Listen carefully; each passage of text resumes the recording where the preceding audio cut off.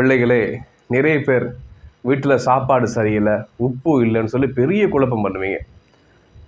நல்லா யோசிச்சு பாருங்கள். வீட்டில் வந்து பெரிய சண்டை பிடிப்பீங்க. சாப்பாடு ருசியாக இல்லை, என்ன இந்த கறி வச்சுருக்கீங்க, எதனாலும் ஒரே கறி தானா அப்படின்னு சொல்லி நீங்கள்லாம் சண்டை பிடிச்சிருப்பீங்க. நீங்கள் ஒரு பெற்றோராக வரும்போது, நீங்கள் ஒரு உழைக்கும் மனிதனாக வரும்போது, நீங்கள் குடும்பத் தலைவனாக வரும்போது அந்த கஷ்டம் உங்களுக்கு புரியும். ஒரு வேளை சாப்பாடு கொடுக்குறது எவ்வளோ கஷ்டம்னு நல்லா யோசிச்சு பாருங்கள். நீங்கள் சின்னதாக இருக்கும்போது 3 வேளையும் சாப்பாடு கொடுத்தாங்கல்ல, அந்த 3 வேளை சாப்பாடு கொடுக்கறதுக்கு எவ்வளோ கஷ்டப்பட்டிருப்பாங்க. முதலாளிமார்கிட்ட எவ்வளோ பேச்சு வாங்கியிருப்பாங்க. காலையிலே ஒரு பக்கம் விடியம்மனுக்கு எழும்பி தோட்டத்தில் போய் வேலைக்கு செய்வாங்கல்ல.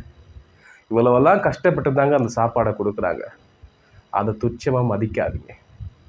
தயவு செய்து அனுபவித்திருந்தால் கமெண்ட்ஸ் பண்ணுங்கள்.